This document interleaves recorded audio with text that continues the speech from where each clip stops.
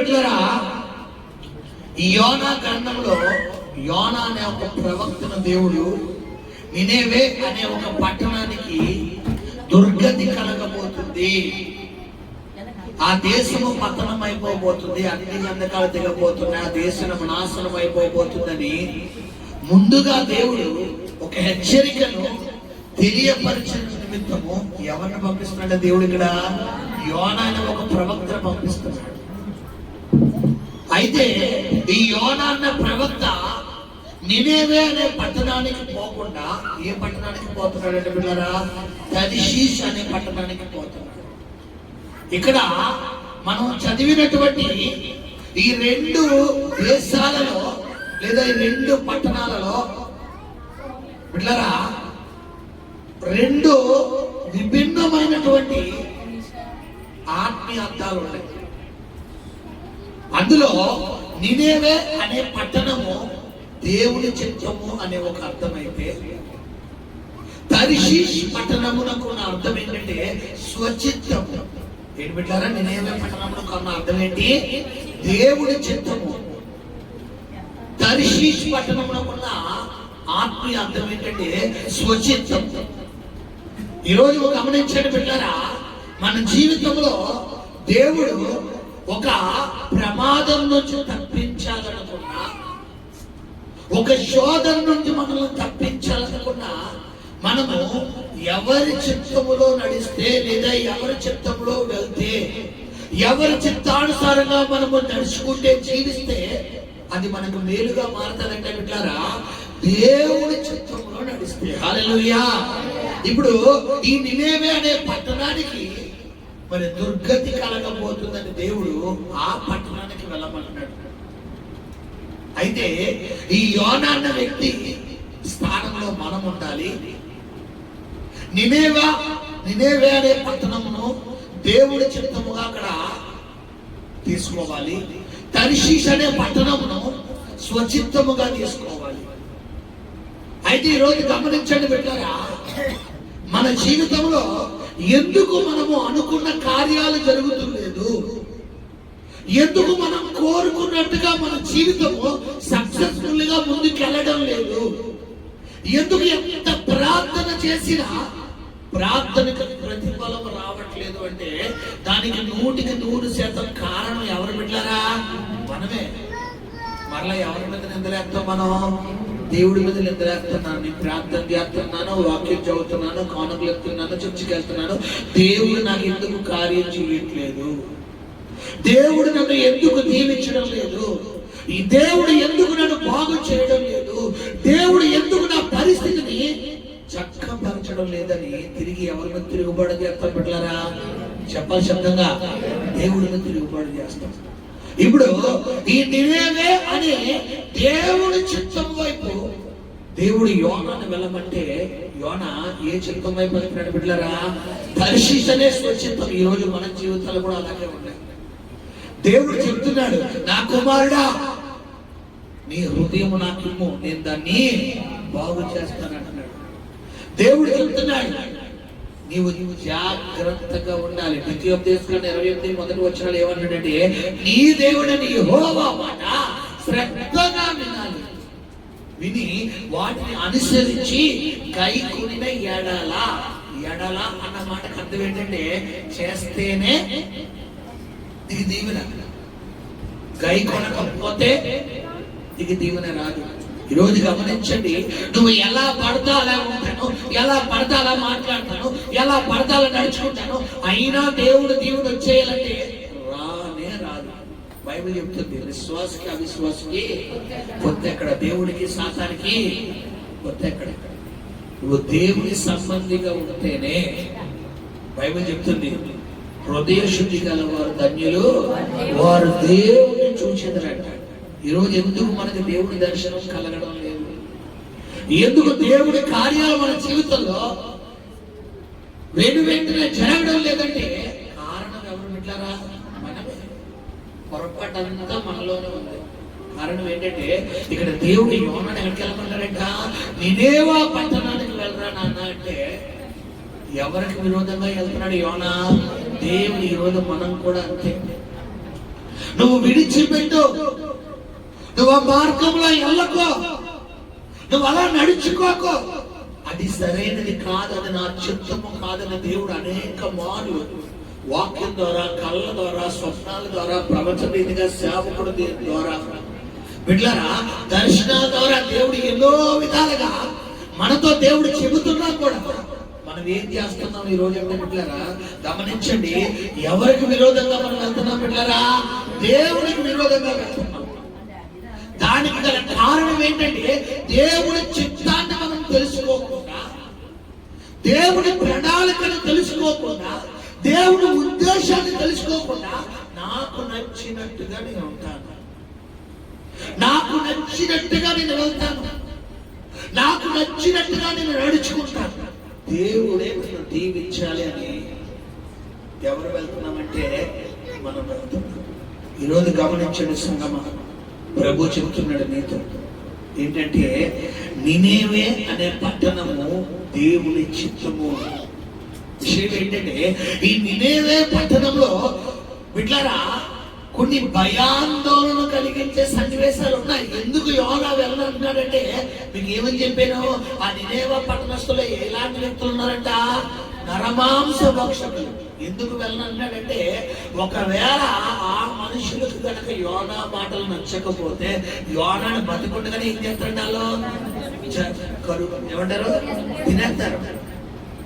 ఎందుకు దేవుడు ఉగ్రత నినేవే పట్టణం మీదకి రాబోతుందని దేవుడు మాట్లాడుతున్నాడంటే వాళ్ళ దుస్థితి అంత ఎవరికి బాధ కలిగించే ఉంది. అక్క కొంతమంది ప్రవర్తన ఎలా ఉండదంటే తల్లిదండ్రులకు బాధ కలిగించే విధంగా ఉంటుంది. చిన్న ఎగ్జాంపుల్ చెప్తాను, ఆలోచించండి. ఎప్పుడు దేవుడికి నిన్ను బట్టి బాధ కలుగుతుంది తెలుసా?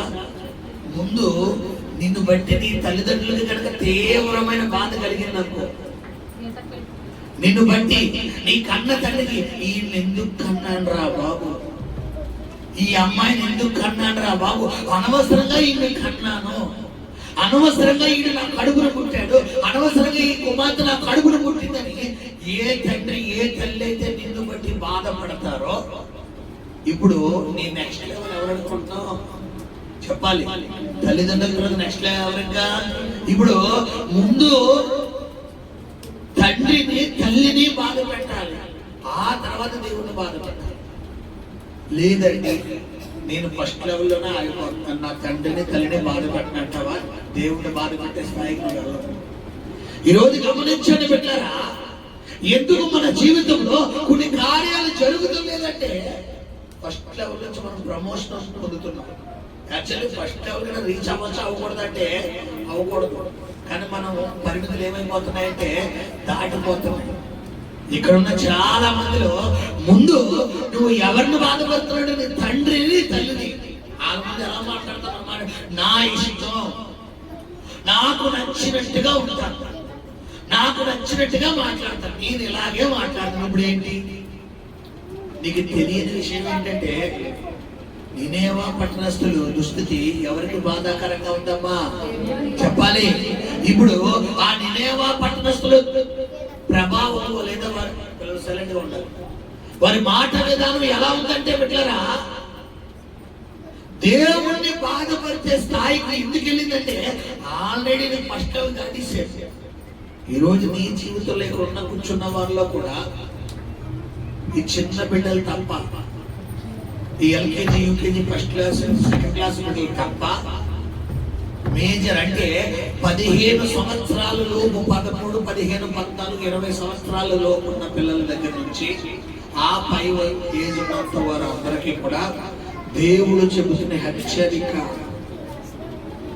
ఏంటనుకున్నారా? హెచ్చరిక, నువ్వు రిటర్న్ అయిపోయి నువ్వు వెళ్తున్నది నినేవే పట్టణానికి దగ్గరికి వెళ్ళిపోతావు. ఆ పట్టణస్థుల యొక్క దుస్థితి దేవునికి బాధాకరంగా ఉండడం వల్లే వారి జీవితంలో ఆశీర్వాదాలు చూడలేకపోయారు. అందుకు గాని ఎవరు ఉగ్రత వచ్చిందంట? దేవుని ఉగ్రత దిగొచ్చేంత బిడ్డలారా కార్యం జరుగుతుంది. ఈరోజు మన జీవితంలో కూడా మనకు తెలియకుండానే మనము కొన్ని రూల్స్ అండ్ రెగ్యులేషన్స్ పెట్టించుకుంటాం. నేను ఇలాగే మాట్లాడతాను, ఇది ఒక రూల్, నేను ఇలాగే ఉంటాను, ఇది ఒక రూల్. నేను ఇలాగే తింటాను, ఇది ఒక రూల్. ఇప్పుడు ఈ రూల్స్ ఎవరైనా బ్రేక్ చేద్దాం అనుకున్న తల్లిదండ్రులు కానీ పేరెంట్స్ రూపంలో ఫ్యామిలీ మెంబర్స్ రూపంలో ఎవరు వచ్చారనుకో, ముందెళ్ళి నీ పని చూసుకో, నువ్వు నాకు చెప్పగలవు. ఈరోజు సంగమా గమనించండి, ప్రభు నేను హెచ్చరిస్తున్నాడు వాక్యం. ఏంటంటే నినేవా పట్టణస్థుల దుస్థితి ఎందుకు దేవునికి బాధాకరంగా ఉందంటే వారి ప్రవర్తన ఎలా ఉందంటే నరహత్య చేస్తున్నారండి.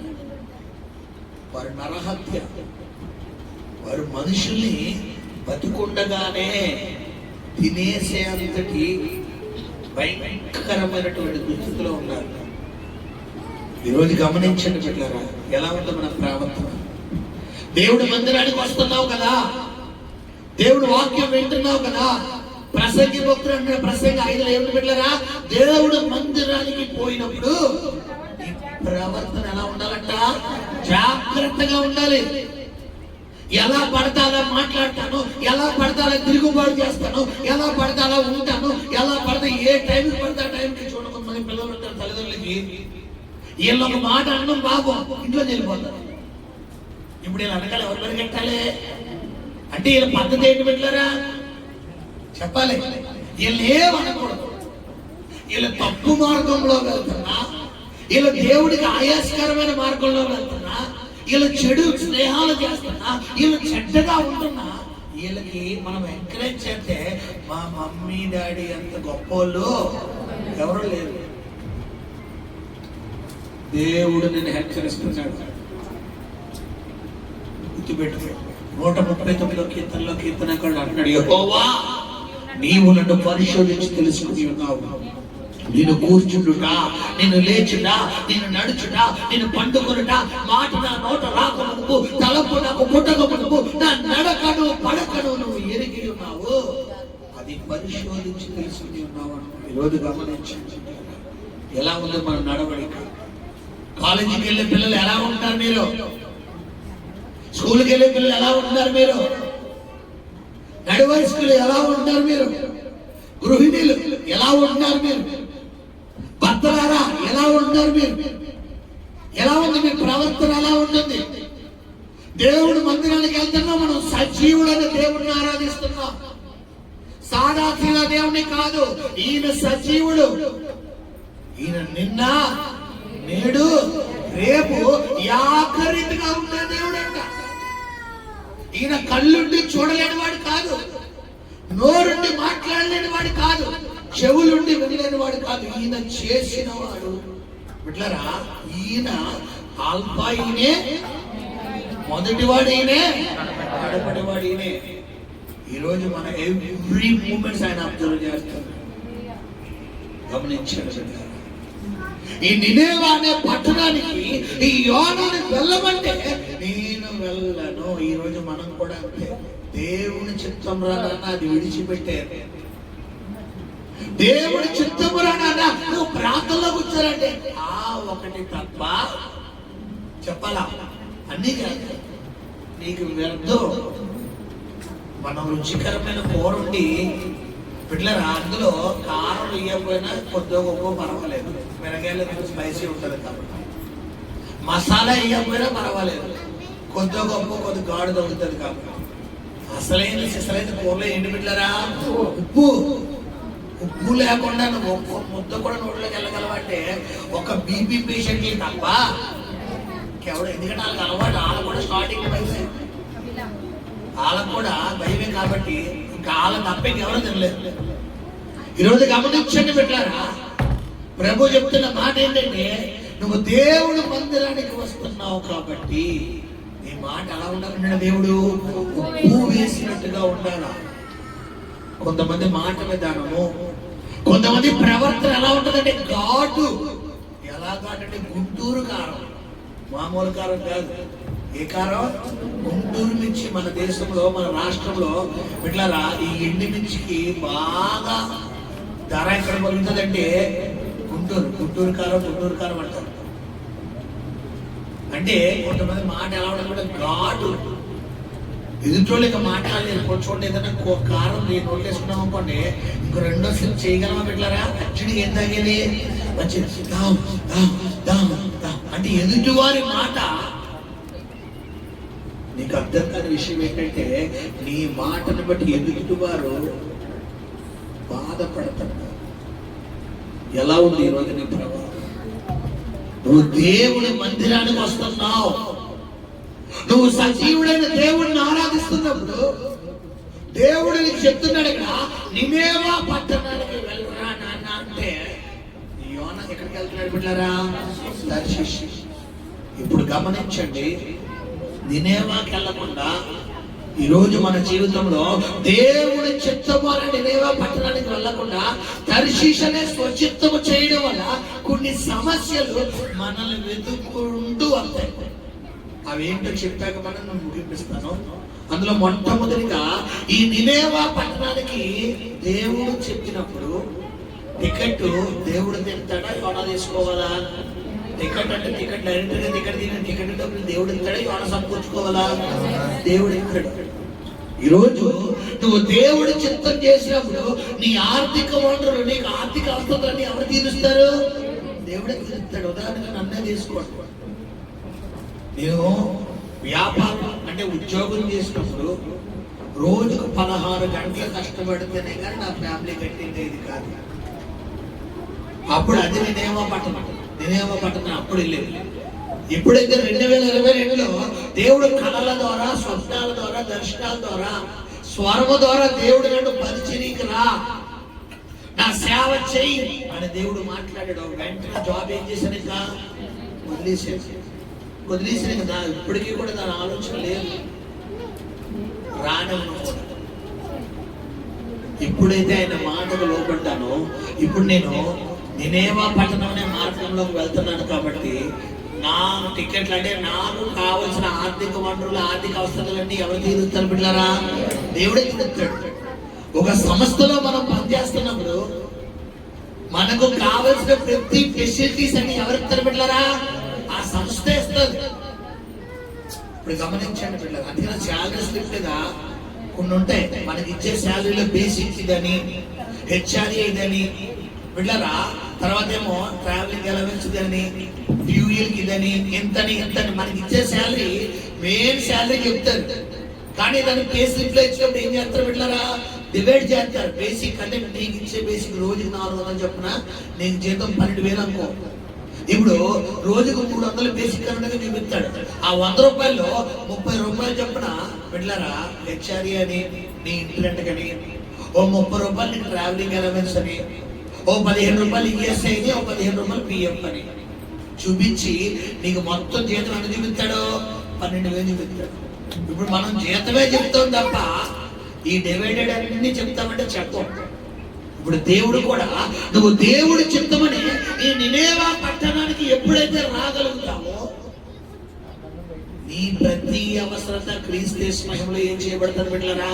తీర్చబడతాడు. ఇప్పుడు నినేవా పట్టణం అనే దానికి యోనాను దేవుడు వెళ్ళమన్నాడు. కానీ యోనా ఏం చేస్తాడంటే నినేవా పట్టణానికి వెళ్ళకుండా తర్షీషుకి ఏమిస్తున్నాడంటే, మొట్టమొదటి మనం చూసుకుంటే కేవు తప్పించి టికెట్ కొనుక్కుంటాడు. ఈరోజు మన జీవితంలో కూడా పిల్లరా ఎందుకు ఆర్థిక సంక్షోభం వస్తుంది? ఎందుకు ఆర్థికంగా మనము ఈ యొక్క అవసరతలు మనం తీర్చుకోలేకపోతున్నాం? ఎందుకు మనస్ఫూర్తిగా మనకు నచ్చింది కూడా తినలేకపోతున్నాం? ఎందుకు మన బిడ్డలకు మనం పెట్టుకోలేకపోతున్నామంటే మొట్టమొదటి పాయింట్ ఏంటి? నువ్వు దేవుడి చిత్తం నుంచి వ్యతిరేకంగా వెళ్ళడం వల్ల నీకు మొట్టమొదటిగా కలిగే అనంతం ఏంటంటే ఆర్థిక సంక్షోభం నీ కుటుంబంలో జరుగుతుంది. ఆర్థిక సంక్షోభం అంటే ఏంటి పిల్లరా? ఆర్థికంగా సమస్యలు స్టార్ట్ అవుతాయి. ఎలా అంటే జీతం వస్తుంది, రాదా వస్తుంది, పనులు ఉండవంటే ఉంటాయి, వ్యాపారం ఉండదంటే ఉంటుంది, ఉద్యోగం ఉండదు ఉంటుంది, కానీ వచ్చిన డబ్బులు ఎటు వెళ్ళిపోతున్నాయో తెలియదు. వడ్డీలు వడ్డీలు వడ్డీలు వడ్డీలు ఎవరిని పోషించాలి బిడ్డలారా? వడ్డీ వాళ్ళని పోషించాలి. పోనీ ఏమన్నా కష్టపడతలేదంటే కష్టపడుతున్నాం, డబ్బులు వస్తున్నాయి, అసలు డబ్బులన్నీ ఏమైపోతుంది? నా సంపాదన అంతా ఏమైపోతుంది? రోజుకు 1000 రూపాయలు సంపాదిస్తున్నాడు, నెలకు 30,000 చేతి వస్తుంది. 30,000 ఒక్కసారి ఇంట్లో ఒక రైస్ బ్యాగ్ వేయించాలంటే ఇలా చెయ్యేసుకో. ఒక రైస్ బ్యాగ్ ఎంత గట్టి కొడితే 1500. 30,000 చేతికాడు 1500 రైస్ బ్యాగ్ తెచ్చుకోకపోవడం అవమానమా కాదా? కానీ ఈరోజు మనం ఏం చేస్తున్నాం అంటే ఇంకా కొట్టుకెళ్ళి కేజీ బియ్యం తెచ్చుకుంటున్నాం.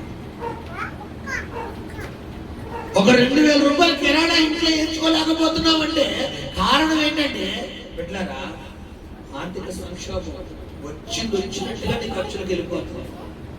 కారణం ఏంటి? 100% నీవే దానికి కారణం. నినేవా పట్టణానికి వెళ్ళవలసిన నీవు, స్వదేవుడి చిత్తానికి వెళ్ళవలసిన నీవు స్వచిత్తం. ఒక కేజీ మాంసం తెచ్చుకుంటే 2 కోట్ల కడుపు నిండా తినచ్చు.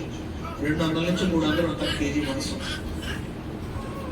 మనం ఏం చేస్తాం? డైరెక్ట్ గా బిర్యానీ కొట్టుకు వెళ్ళిపోయి బిడ్డలారా బిర్యానీ కొనేసుకుంటాం. బిర్యానీ కొనేసుకుని ఆ కూర తినేస్తాం. సాయంత్రం మళ్ళా ఇంకోటి ప్లాన్ చేస్తాం. ఇప్పుడు 300తో పోయి జాతగా 700 వెళ్తాం.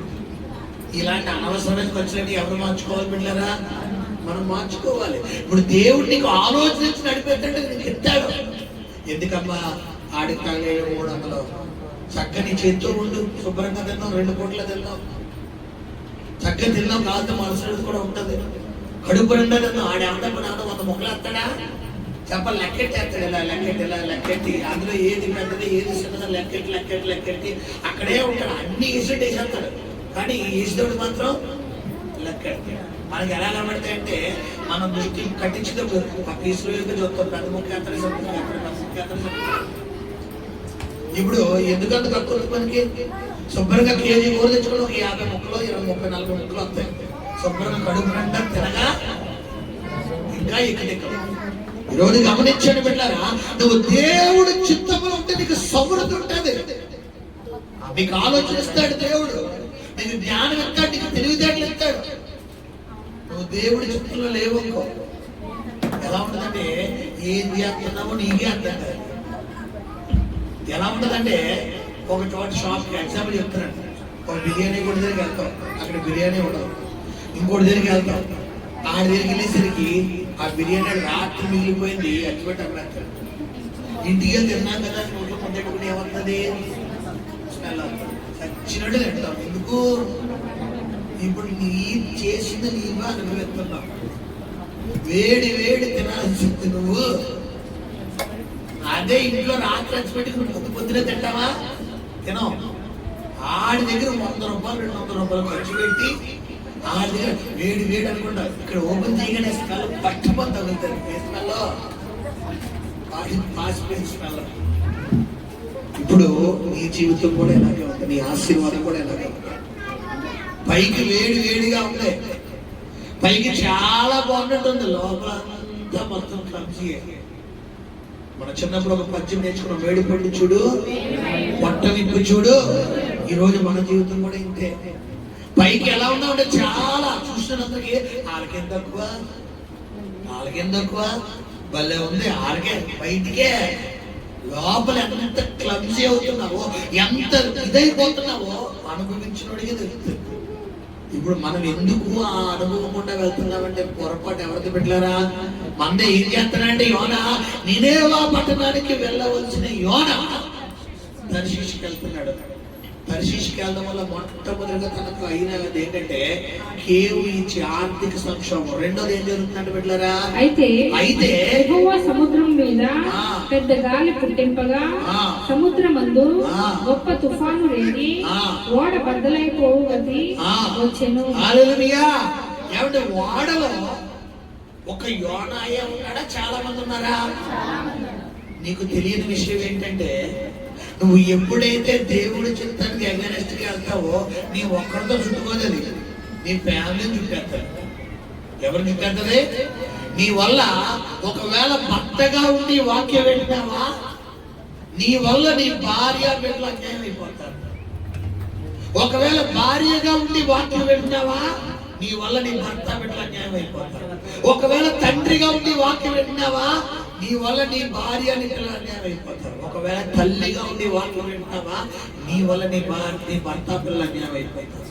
ఒకవేళ కుమారుడుగా కుమార్తె ఉండి వాక్యం వింటున్నావా, నీ వల్ల నీ తల్లిదండ్రులు అన్యాయం అయిపోతారు.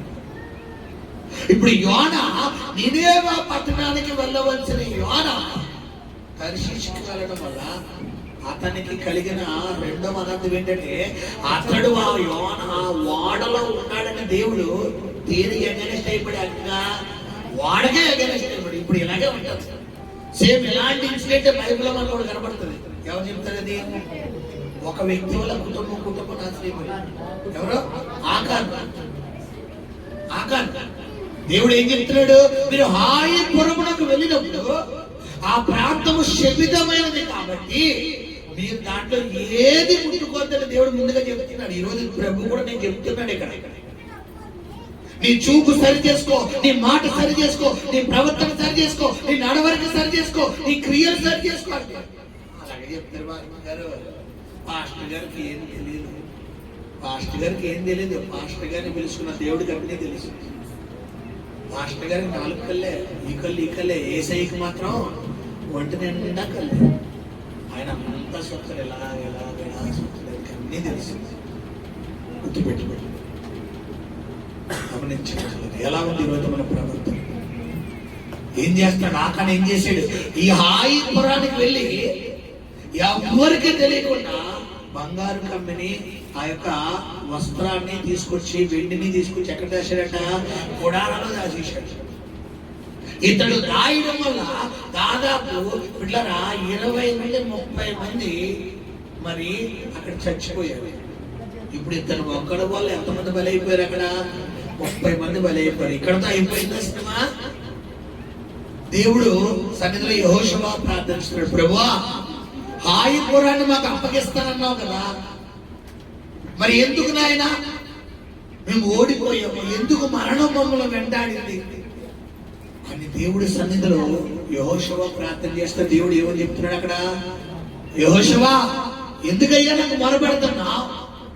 జనులలో ఒకడు శపితమైనది తీసుకుని బొంగి వాడు దాచి ఉన్నాడు, వాడిని పట్టుకుని బయటికి రాదు, అప్పుడు నా ఉగ్రత ఆగుతుంది అంటున్నాడు. యెహోషువ మర్యాదగా అడిగింది, ఎవరే బాబు మీలో ఎవరో తప్పు చేశాడట, ఆడు మర్యాదగా బయటకు వచ్చాడు, ఆడొక్కడితో పోతుంది, లేదంటే మీరు ఫ్యామిలీ లెగిసిపోతారా బాబు అని చెప్తే విన్నాడా? వినలేదు. ఈరోజు మనము వింటే మన అక్కడితో పోతాడు. విని ప్రభు పాదాల దగ్గర ఒప్పుకున్న ఒక సామెతలు 28:13 ప్రకారం ఏమన్నాడు? అతిక్రమంలో ఒప్పుకుని విడిచిపెట్టువాడు మీద కనికరం దిగొద్దు. ఒప్పుకుంటే నీ ఒక్కడు ప్రభుత్వం సరెండర్ అయిపోతే, ప్రభు నా వల్ల నా కుటుంబం అన్యాయం అనుకుంటున్నాయి, నా వల్ల నా భార్య బిడ్డలు, నా వల్ల నా భర్త బిడ్డలు, నా వల్ల నా తల్లిదండ్రులు, నా వల్ల నా బిడ్డలు అన్యాయం అవ్వకూడదు నాయన. ప్రభా నువ్వు నాతో స్వయంగా మాట్లాడుతున్నావు కాబట్టి ఇక్కడ నేను అలా నడుచుకోనయ్యా, ఇక్కడ సరెండర్ అయిపోయావు, నీ మీదకి ఆయన కనికరం దిగొద్దు. లేదు నువ్వు ముసుకేస్తానంటే ముసుగులో ఉన్న దొంగను కూడా పసిగట్టలు ఎక్స్పర్ట్ ఎవరమ్మా? దేవుడు. కొంతమంది ముసుగేసే కార్యక్రమాలు చేస్తారు తెలుసా? ఇలా ముసుగేసి మొరసొత్తలేదు అనుకుంటా. హలో, నువ్వు ఎంత దట్టమైన ముసుగేసినా ముసుగుని లాగేసి కొట్టేసి కూడా గుర్తుపెట్టుకోండి. ఇక్కడ యోనా నినేవా పట్టణానికి వెళ్ళేందుకు గాను అతడు ఒక్కడి వల్ల వాడ మీద ఒప్పిడి వచ్చేసింది. ఆకాను దేవుడి చిత్తము చెయ్యకుండా తన స్వచిత్తము చేయడం వల్ల, గమనించండి బిడ్డలారా, దేవుడు చెప్తున్నాడంట, ఒరే నాన్న గోత్రాల వారిగా బయటికి లాగరా, వంశాల వారిగా బయటికి లాగరా అనగానే గోత్రాలు చెప్తుండే జబ్దీ గోత్రం, లబ్దీ గోత్రం మొత్తం, తర్వాత బిడ్డల జరుహు గోత్రం, తర్వాత యోధా గోత్రం, గోత్రాల వారి మొత్తం ఆ గోత్రంలో వచ్చినాడు ఎవరమ్మా? ఆకాను. వెంటనే వచ్చేప్పుడు కాలు మీద పడతారట. అయ్యా కొంతమంది ఉంటే దొరికితే దొంగ, దొరకకపోతే దొరికిన తర్వాత నువ్వు తప్పుకోవడం పెద్ద సబ్జెక్ట్ కాదు. నీ అంతటి నువ్వు డైరెక్టర్ గా రావాలి. ఇప్పుడు డైరెక్టర్ ఎలా చూపించి నువ్వు తప్పు చేస్తున్నావని ఇప్పుడు ఇక్కడ వాక్యం ద్వారా చెప్తున్న దేవుడు డైరెక్ట్ గా మిమ్మల్ని చూపించలేడా? ఆ సత్తా ఉందా లేదా? ఆయనకి ఉందన్నప్పుడు ఇప్పుడు నువ్వేమైపోవాలి? సరెండర్ అయిపోవాలి. నన్ను కాదులే, నా గురించి పిల్లి కళ్ళు మూసుకుని పాలు తాగుతూ మన నా బ్యాచ్ కాదు, మన సంఘం అసలు ఆ బ్యాచే కాదు. అది గుర్తుపెట్టుకోండి. ఆకాను గోత్రాల వారిగా బయటకు వచ్చేసాడంట. ఎప్పుడైతే ఆకాన్ పేరు వినబడిందో యెహోషువ చెప్తున్నాడు, ఇతని ఫ్యామిలీ లాగేనంటే అతని కొడుకులు, అతని కూతుర్లు, అతని పశువులు, అతని గాడిదలు, అతని ఎద్దులు మొత్తం తీసుకొచ్చి ఒక గోతులో వేసేసి రాళ్లతో కొట్టి చంపి అగ్నితో తగలగించాడు, మూడు చేసేసాడు. ఇప్పుడు నేను అంటాను, ఒక్క ఆకాను సరైపోవడం బెటరా, ఆకాను బట్టి ఫ్యామిలీ లాస్ అయిపోవడం బెటరా, ఒక యోనా స్టడీ అయిపోవడం బెటరా, యోనాను బట్టి వాడ నాశనం అయిపోవడం బెటరా? ఇప్పుడు ఆ యోనా వల్ల ఎవరు ఉండాలి బిడ్డలారా? లోపడిపో, నినేవ పట్టణానికే వెళ్ళు, దేవుడు నీకు చెబుతున్న మార్గంలోకే వెళ్ళు. కాదు నేను ఎలాగే ఉంటాను, నా ప్రవర్తన ఇలాగే ఉంటది, నా నడవడికి ఇలాగే ఉంటది, నేను ఇంతే, నేను ఏది మానుకోనంటావా? మూడవ హెచ్చరిక ఏం జరుగుతుందంట, ఈ ప్రమాదము ఎందుకు వచ్చింది అని 250 మంది ఉన్న వాడలో చీట్లు వేయగా ఎవరి పేరు వచ్చిందంట? ఇప్పుడు చూడండి, 250 మందిలో ఇంకోటి పేరు రావచ్చు కదా. విషయం ఏంటో తెలుసా? ఏదైతే జరగకూడదు అనుకుంటావో నువ్వు అదే జరుగుతుంది. కారణం ఏంటి? నువ్వు ఎవరికి విరోధంగా వెళ్తున్నావు? కొంతమంది అనుకుంటారు, అయ్యి బాబా అది మాత్రం జరగకూడదు అని. అదే జరుగుతుంది. నువ్వు వద్దన్నా అదే జరుగుతుంది. కారణం ఏంటి? ఎవరికి విరోధంగా వెళ్తున్నావు నువ్వు? గుర్తుపెట్టుకో, దేవునికి విరోధంగా వెళ్తున్నావు. మీకు ముందే చెప్పా, దేవునికి విరోధంగా వెళ్ళమంటే ఫస్ట్ లెవెల్ ఏం దాటిసినట్టు చెప్పాలి, తల్లిదండ్రులు క్రాస్ అయిపోయినట్టు. ఒకవేళ పిల్లలు యవనస్తులు మీరు ఇక్కడ ఉన్నారు కదా, చెప్తున్నాడు, పిల్లలు మీ ప్రవర్తన ఎవరికి బాధాకరంగా ఉండకూడదు. ఒకవేళ మీ తల్లిదండ్రులకు కనుక గాయం కలిగించే, బాధ కలిగించే ఉంటే మీ లక్షణాలు దేవుడి దగ్గరికి వెళ్ళిపోతుంది. ఇప్పుడు దేవుడి మీకు మిత్రుడిగా ఉండవలసిన దేవుడు ఏమైపోతాడో గుర్తుపెట్టుకోండి. ఒకవేళ ఆల్రెడీ రీచ్ అయిపోతే ఇప్పుడు రిటర్న్ తీసుకో, యూటర్న్ తీసుకో, వెనక్కి వచ్చే.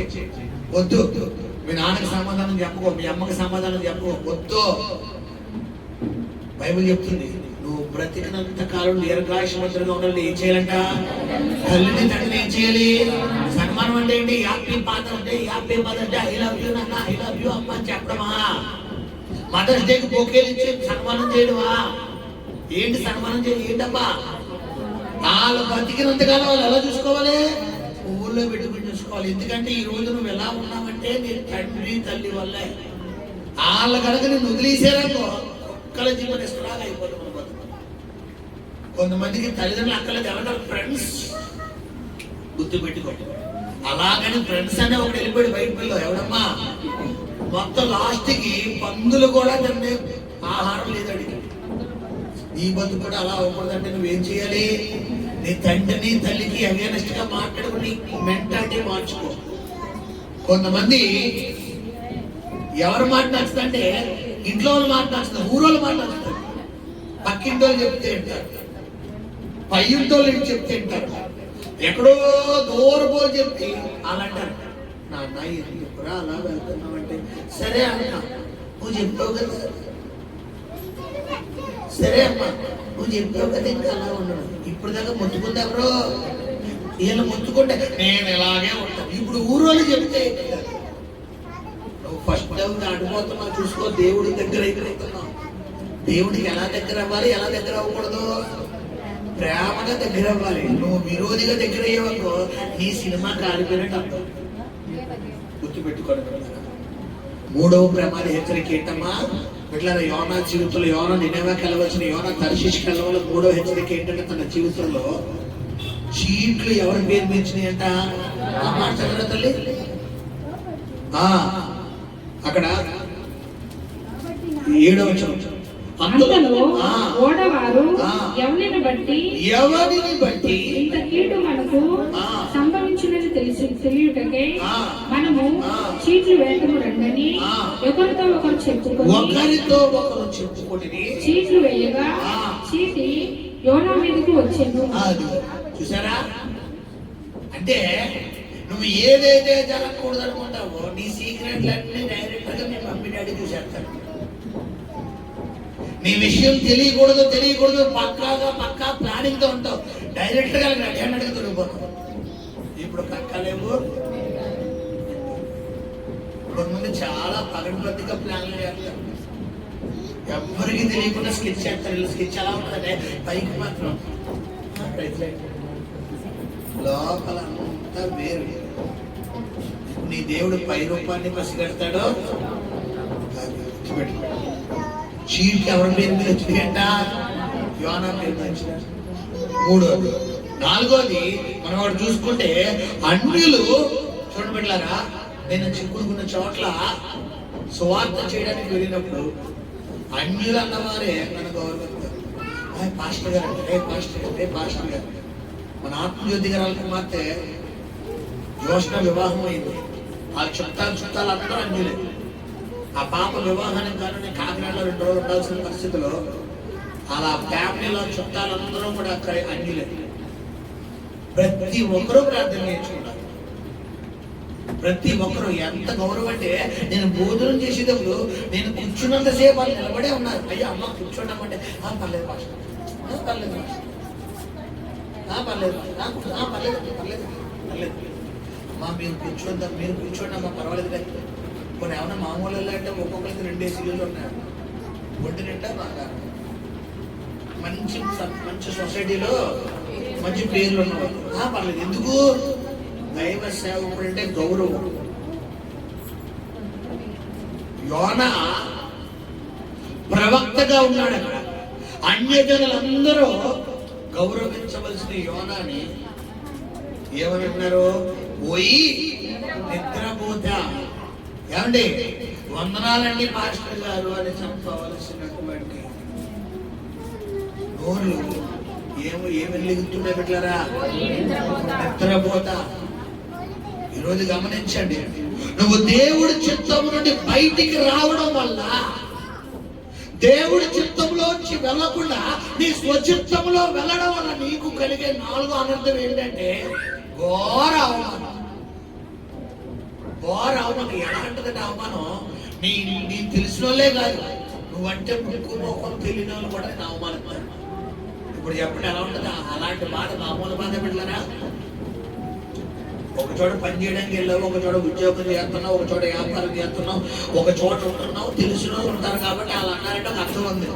ఇప్పుడు కాకపోతే రేపు నిజం తెలుసుకుంటారు, క్షమాపణ చెప్తారు. కానీ రోడ్డు మీద వెళ్ళిపోతున్నాడు, కళ్ళు కనబడుతుందా గుడ్డోడా అన్నారు అనుకోండి, బాడీలో బ్లడ్ ఏమైపోద్ది? సర అని పొయ్యి మీద వేడి కొన్నట్టుగా మరిగిపోతుంది. ఇప్పుడు యోనా గారికి మరిగినా ఏం ఉపయోగం లేదు. కారణం ఏంటి? ఎవరికి విరోధంగా వేస్తున్నాడు? ఇప్పుడు యోనాను కలిగుద్ది చేస్తారు. ఈరోజు నువ్వు దేవుడికి ఒక ఒంటరిగా ఉన్నట్టు ఎలా చేస్తాడైనా?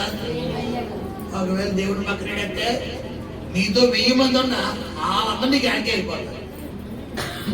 ఇదేంటి నాకే కదా, నా ఊళ్ళు కదంటే నేను ఎప్పుడో వదిలేసాడు అంటారు. కారణం ఏంటి చెప్పాలి? నువ్వు దేవుడి చిత్తంలోంచి బయటకు వస్తున్నావు. దేవుడి చిత్తానుసారంగా నడుచుకోవడం లేదు. ఇంకొక పాయింట్ చెప్పి ముగిస్తాను. 4వది 5వది చూడండి.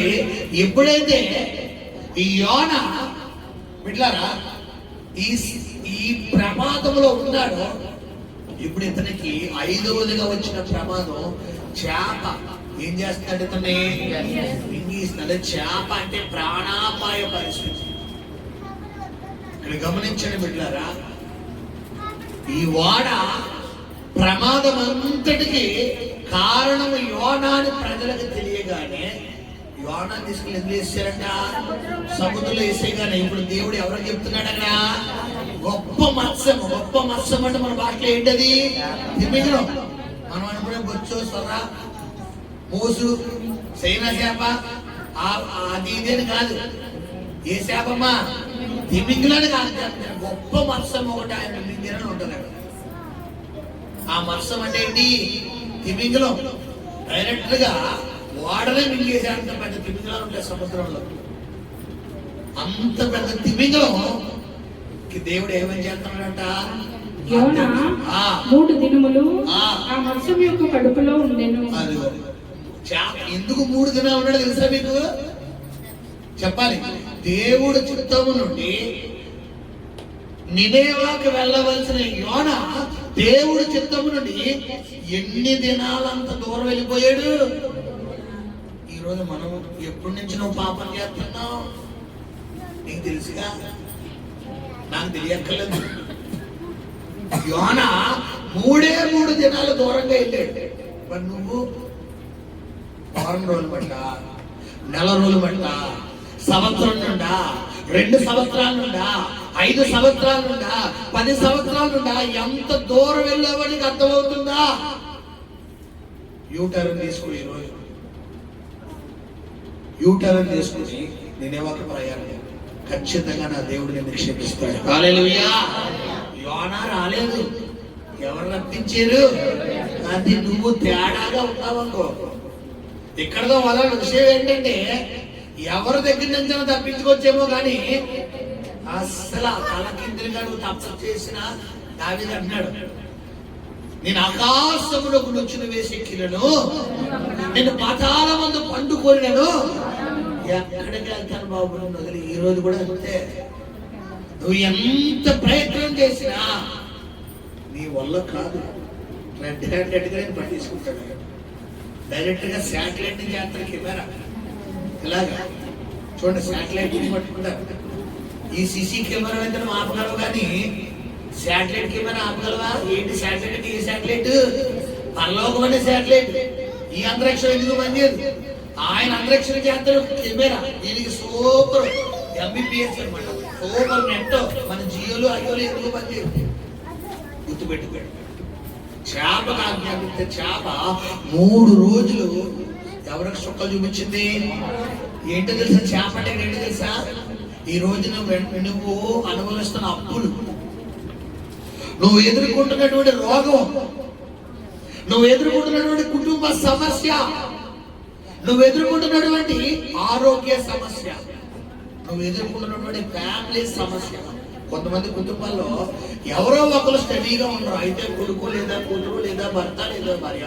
కొన్ని కుటుంబాల్లో మా ఆయన మారితే చాలండి అంటది, కొన్ని కుటుంబాల్లో మా అబ్బాయి మారితే చాలండి అంటాడు, కొన్ని కుటుంబాల్లో మా అమ్మాయి మారితే చాలు. అంటే ఏంటంటే భర్త బాగానే ఉన్నాడు, భార్య బాగానే ఉంది, కొడుకు బాగానే ఉంది, ఎవరు తేడా? కూతురు తేడా. కొన్ని కుటుంబాల్లో కొడుకు బాగానే, కూతురు బాగానే ఉంది, భర్త బాగానే ఉన్నాడు, భార్య బాగానే ఉంది, ఎవరు తేడా? కొన్ని కుటుంబాల్లో కొడుకు బాగానే ఉన్నాడు, కూతురు బాగానే ఉంది, భార్య బాగానే ఉంది, భర్త తేడా. ఇప్పుడు యోనాకి ఎన్ని రోజులమ్మా? 3 రోజులు. అంత దూరం ఎవరి దూరంగా వెళ్ళిపోయాడు చూడండి. వాడలోంచి మీకు అర్థమే బాగా చెప్పాలంటే ఇక్కడ నుంచి 24 గంటలు ప్రయాణం చేసి ఊరు ఏదైనా తెలిసి ఇక్కడ మీకు ట్రైన్లో ఢిల్లీ ఎంత ఉంది? 12 గంటల 24 గంటల 24 గంటల ఎక్కించి ఢిల్లీ ట్రైన్లో వెళ్తారు. ఆ ఢిల్లీ కన్నా ఇంకా దూరం పైన ఢిల్లీ కదా, కాశ్మీరా? కాశ్మీర్కి ఎక్కువ, జమ్మూ కాశ్మీర్. ఇప్పుడు చెప్పండి, యోనా 3 రోజుల దూరం అంటే ఎంత దూరం వెళ్ళిపోయాడు దేవుడి నుంచి? అసలు నినేవాకి రావాలి అంటే ఈ లెక్కన మళ్ళా యూటర్న్ తీసుకుంటేనే వస్తాడా? షార్ట్ కట్ లో రావాలా? అంటే ఏంటి యూటర్న్ అంటే ఏంటి? ఎన్నైతే దేవుడికి ఆయాస్కరంగా చేసుకుంటూ వచ్చాడో వాటన్నింటినీ తిరిగి ఎవరి చేత్తో కూల్చుకుంటూ వచ్చాడు యోనా. అది నీ స్నేహాలన్నీ కట్ చేసుకుంటూ రావాలి, నీ పరిచయాలన్నీ కట్ చేసుకుంటూ రావాలి, నీ బంధాలన్నీ కట్ చేసుకుంటూ రావాలి, నీ అలవాట్లన్నీ కట్ చేసుకుంటూ రావాలి, నీ వ్యసనాలన్నీ కట్ చేసుకుంటూ రావాలి. నువ్వు మార్చుకోవాలి, మార్చుకోవాలి, మార్చుకోవాలి, మార్చుకోవాలి. లేదు నాకు ఇది ఇష్టం అయింది అన్నావు అనుకో, నీ బండి ఎక్కడ ఆగిపోతుంది, మళ్ళా అక్కడ మళ్ళా ఇది ఇంకో పేజీ ఆడవాలి. 5 చెప్పాడు ప్రభు మనతో.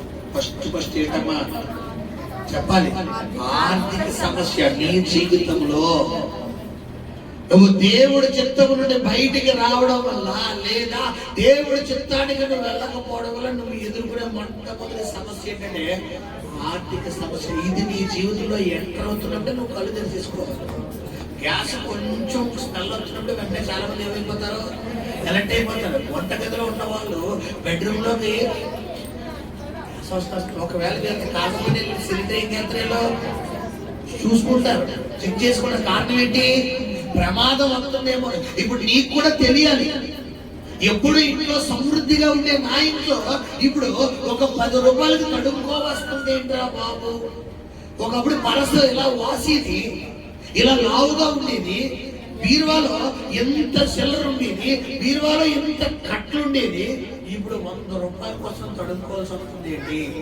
ఫోన్ పేలో వేలకు వేలు ఉండేది, లక్షలు లక్షలు ఉండేది. ఇప్పుడు 100 రూపాయలు ఫోన్ పే మనం ఇతరుల మీద ఆధారపడుతున్నామంటే ఇక్కడే కళ్ళు తెలుసుకోవాలి. వెంటనే యూటర్న్ దగ్గర దూరమా, ఫస్ట్ పాయింట్ దగ్గర దూరమా? అర్థమైందా లేదా మీకు? ఫస్ట్ పాయింట్ దగ్గర దూరమా? దగ్గరే. ఒకవేళ ఇక్కడ ఉన్న వాళ్ళు ఎవరైనా ఫస్ట్ పాయింట్ లో ఉంటే ఇప్పుడే స్టడీ అయిపోండి. రెండో పాయింట్ ఏంటి చెప్పాలి? నీ వల్ల యోనా ఒక్కడి వల్ల వాడ అంతటికి ప్రమాదం. నీ ఒక్కడి వల్ల, నీ ఒక్కదాని వల్ల, పిల్లలు మీ ఒక్కరి వల్ల నేను ఇలాగే ఉంటాను. నా స్నేహాలు మాను, నా సర్కిల్ మాను, నా వ్యసనాలు మాను, నా అలవాట్లు మాను, నా ఫ్రెండ్స్ మాను, నేను ఇలాగే ఉంటానంటావా? నీ ఒక్కడి వల్ల నీ కుటుంబం అన్యాయం అయిపోతుంది. నీకు ఇప్పుడు సంతోషమా? చెప్పాలి. మనము ప్రాబ్లంలో పడకూడదు, కుటుంబం ప్రాబ్లంలో పడకూడదు. అప్పుడు బాగుంటారు. కొంతమంది పోతే పోయింది నా జీవితం అన్నావు అనుకో, నీవు ఒక్కడితో పోలే కదా, నీతో పట్టి కుటుంబం తీసుకెళ్తున్నావు. వచ్చేదేమిటి అన్నావు అనుకో, ఇక్కడ వచ్చేస్తుంది. ఇప్పుడు ఇక్కడ నీ వల్ల నీ కుటుంబాన్ని తీసుకెళ్లిపోయినందుకు గాను అక్కడ జడ్జిమెంట్ లో కూర్చోబెడతాడు. అప్పుడు నీ ఆత్మ దేంట్లో పంపిస్తాడు? నరకానికి వెళ్ళిపోతుంది. నీ వల్ల అపశుభం తెలియని నీ కుటుంబం నరక పైకి వెళ్ళిపోయింది కాబట్టి వాళ్ళు డైరెక్ట్ గా దేంట్లో పంపించేస్తాడు? వాళ్ళు. కారణం ఏంటి? నువ్వు చేసిన పొరపాటుకి వాళ్ళు లాస్ అయ్యారు కాబట్టి పైన లాస్ ఇవ్వడం, వాళ్ళకి డైరెక్ట్ గా గ్రీన్ సిగ్నల్ ఇచ్చేస్తాడు. నీకు ఇక్కడ 2 సిగ్నలే, అక్కడ ఇక్కడ 2 ఎందుకంటే బాబు గ్రీన్ వెళ్తామంటే ఇప్పుడు ఏం చేయాలి? స్టడీ అయిపోవాలి. మూడో పాయింట్ ఏం చెప్పాను చెప్పాలి? ఏదైతే జరగకూడదో 250 మందిలో ఎవరి పేరు వచ్చింది అక్కడ? నువ్వు ఏదైతే అదే అవుతుంది ఇంట్లో. నా కొడుకుకి ఏమవ్వకూడదు, నా కూతురికి ఏమవ్వకూడదు, నా భర్తకి ఏమవ్వకూడదు, నా భార్యకి ఏమవ్వకూడదు, నాకు ఈ సమస్య రాకూడదు. ఎత్తుక్కుంటే అడ్రస్ ఎత్తుక్కుంటూ నీ ఇంట్లోకి వచ్చి కూర్చోడాలి. కారణం ఇదే వాళ్ళకి నువ్వు అగెనెస్ట్ గా, దేవుడికి అగెనెస్ట్ గా వెళ్తున్నావు. మూడోది. నాలుగోది ఏమని చెప్పాను? ఘోర అవమానం. అందరిలో నిన్నే నేరస్తుడిగా నిలబడతాడు. అంటే ఒక మనిషి జీవితంలో జరగకూడనివన్నీ ఎవరి జీవితంలో జరుగుతాయి బిడ్డలారా? దెబ్బే దెబ్బ, దెబ్బే దెబ్బ, దెబ్బే దెబ్బ, దెబ్బే దెబ్బ. నువ్వు కోలుకోలేవిక, పైకి లెగలేవిక, అంటించేస్తాడు ఆయన. కారణం ఏంటి? నీకు తెలియకుండానే నువ్వు ఎవరికి అగెనెస్ట్కి వెళ్ళిపోతున్నావు. గుర్తుపెట్టుకో. 4 ఫైనల్ ఏం చెప్పాను?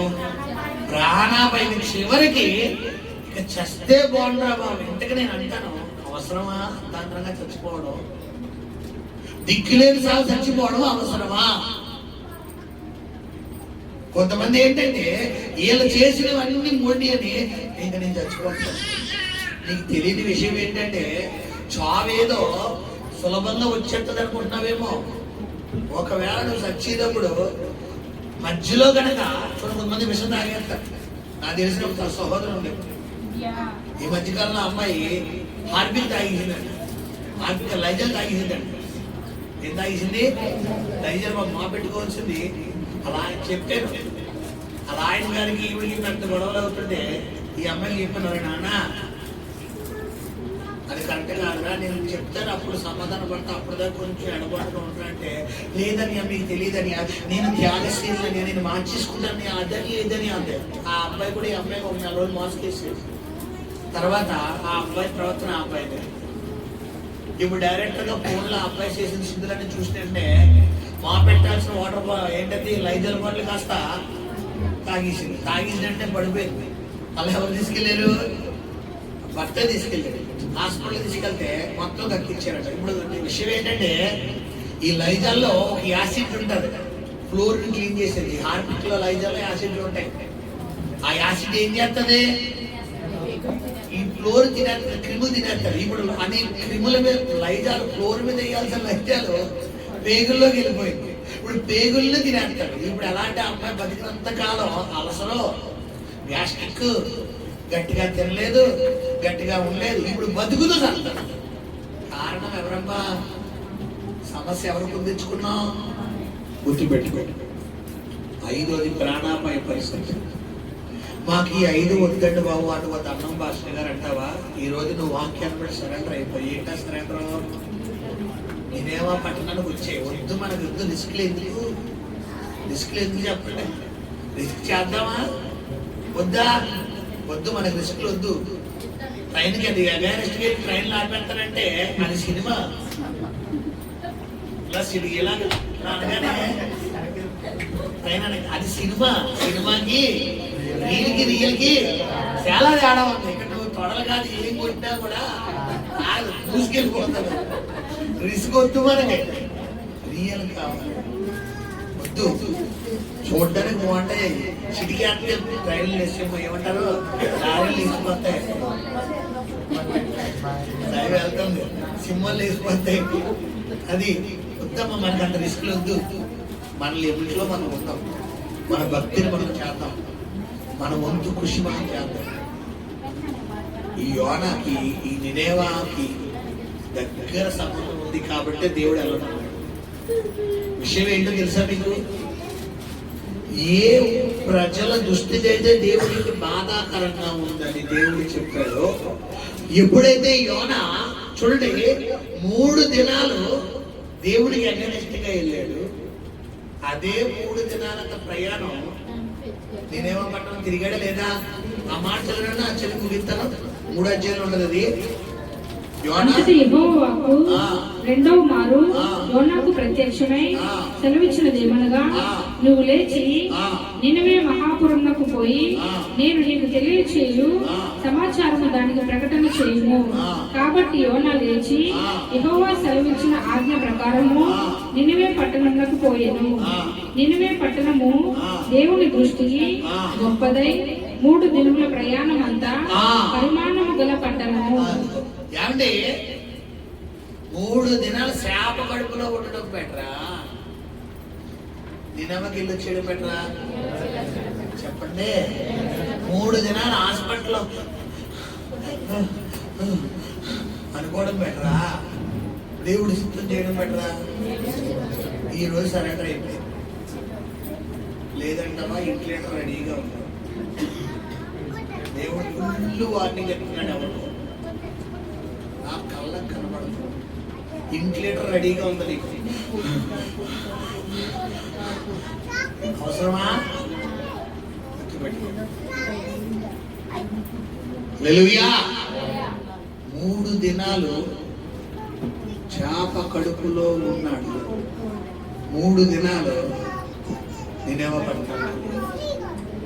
అదే 3 దినాలు నినేవ పట్టణం ముందే వెళ్ళిపోతే, నేను ఒక మాట అంటాను, దేవుడే నినేవ పట్టణానికి పంపించినప్పుడు వాళ్ళని చంపడానికి దేవుడు పర్మిషన్ ఇస్తాడా? చెప్పాలి. ఇస్తాడా? టచ్ చేయడానికి ఒప్పుకుంటాడు ఆయన? ఎందుకంటే నేను ముట్టినోడు. ఆయన ఎందుకు ఒప్పుకుంటాడు? ఒప్పుకోడు. ఇప్పుడు ఎవరు చేతకరిగా తీసేశారు? యోనా దేవుడు. ఈరోజు మనం కూడా అంతే. దేవుడికి చెప్పవలసిన మనం మనుషులకు చెప్పుకుంటున్నాం. వాళ్ళు అడుగుతారా, తిరుగుతారా? ఆర్చకపోగా తీర్చకపో ఏం చేస్తారు? ఇలా అంట, అలా అంట. బాగా జరిగింది, ఇంకా జరగాలి, ఇంకా జరగాలి. ఈ లెక్కన నీ పరుడు ఏం చేస్తున్నావు చెప్పాలి, తీసుకుంటున్నావు. హల్లెలూయా. పూర్తిగా మనం ఎవరికి సరెండర్ అయిపోతాం పెట్టారా?